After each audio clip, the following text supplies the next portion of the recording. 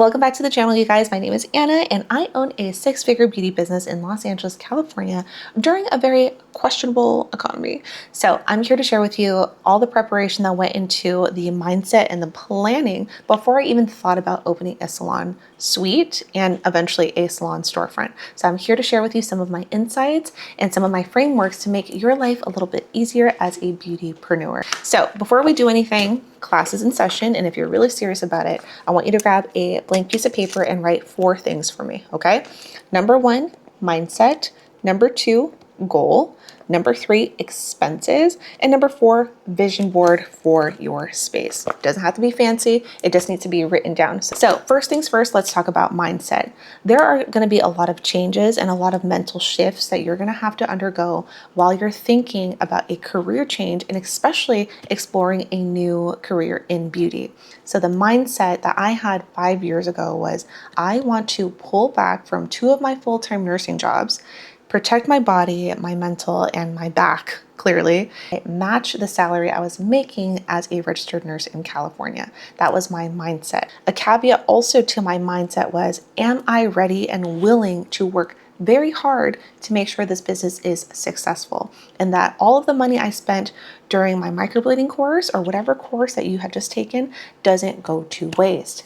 Am I going to persevere when shit goes left? And I promise you guys, it will. That's life. So I want you to jot all the things that come along with your mindset, okay, as to why you're doing a career change, why you're going into beauty. Then we're going to move on to number 2. What is your goal?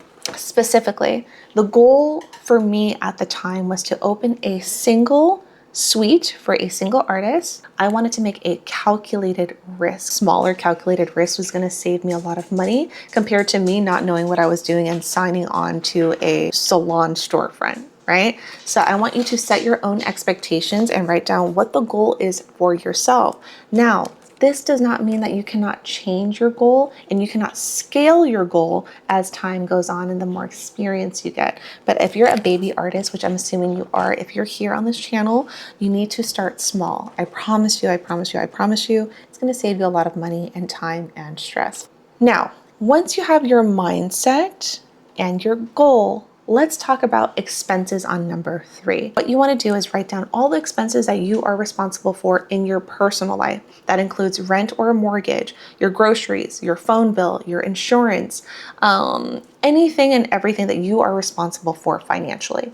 Then I want you to calculate that total compared to how much you're bringing in for your income from your W-2 job. If you make, for example, $3,000 and your expenses are $2,500, you have an extra $500 that normally you would put into savings. Now, at this point, you have to make a decision with yourself. Okay, I typically would put $500 away in my savings every single month. But something has changed in my life. I am pursuing something new and I don't want to pull out a loan from a bank or I don't want to borrow money from my family and my friends. I want to be able to afford this by myself, which, by the way, my goal for you guys is to not waste a lot of money and to not put yourself in crippling debt in order to pursue your dreams. So we're going to try to do this very logically, but it's also going to take a lot of discipline from you. Okay. So going back to the point, if every single month you're able to save $500, now you have to say to yourself, how much am I willing to set aside for my savings as well as this new business? So maybe you are going to split that $500 pot. $250 will go into savings, $250 will go towards the business. Now you also have to be honest with yourself. $250 is not going to be able to afford you a single suite at a solo salon. And it's not going to probably be able to afford you a bed rental, like a weekly bed rental at an existing salon, like ours, for example, at Stone Studios. So at this point, you're going to write down, okay, I'm able to save $250 every single month to allocate towards materials, to continuing education, and possibly rental down the line. But you clearly see that financially you are not ready to sign onto a salon suite. So don't compare your day 1 to someone's day 1,000 where they have like 20 beds in their giant salon, you know, that they spent $100K for, okay? So what you have is what you're working with. So that signals to you, you know what? That means that I'm going to be forced to work from home for 3 to 6 months until I can accumulate a little more income or bring in a little more clientele. And that way, hopefully that $500 savings that I have every single month can grow and grow and grow a little bit where I can afford a salon suite. So you're not going to know that unless you, number 3, write down all your expenses to see what you can afford. I'm going to share with you guys a true story and something that I went through when I first started an apartment. I converted my entire living room into a beauty salon space. I treated it like a sterile hospital suite. Okay, everything was bleached down, everything was dust free. I even put up curtains to separate the kitchen to make sure that no aroma or any of the food stuff will spill into like my work area. Get creative and accept your reality and make the best out of it. And if the health department is watching, no, you didn't see that photo, and no, I'm not telling people to work from home until they can afford their own space. But if you're not watching, then yeah, you should be working from home for at least the first 3 months.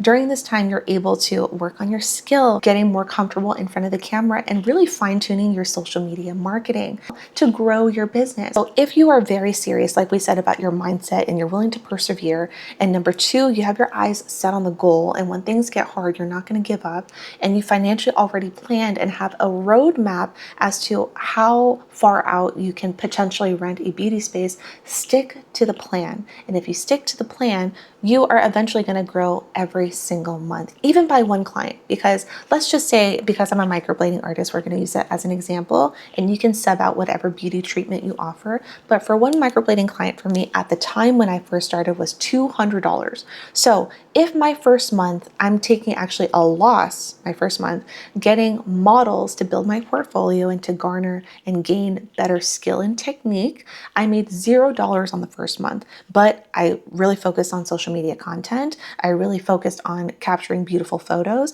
and I really worked on the customer service experience. By the second month, if I get 4 clients, a bare minimum of 1 client every single week, multiply that by $200, that is $800 I just made supplementally on top of the income, because we haven't quit our job yet, right? By the 3rd month, I can start to project, if I stick to the plan and deliver on customer service and the experience and the technique and the value of my work, I think by month 4 or 5, I might be ready for a salon suite because I'm growing a very consistent trajectory. If that is not your case, then you still need to tweak a little bit on your technique. You need to tweak on your social media marketing, which all of those videos I will create for you guys at a later time. But focusing on the point, you need to reevaluate what you're doing wrong and improve on that if you're not growing at a consistent rate. At this point, we have financially reviewed our expenses. We have a supplemental income in our beauty business that is growing slowly. I can start to think about, okay, I am actually ready to open a small suite or rent out a weekly bed rental to service these clients and to look a little more professional when I post content, okay? It takes time. That's the key, you guys. It takes time. So we reviewed the first 3. Now let's talk about number 4, vision board for your space.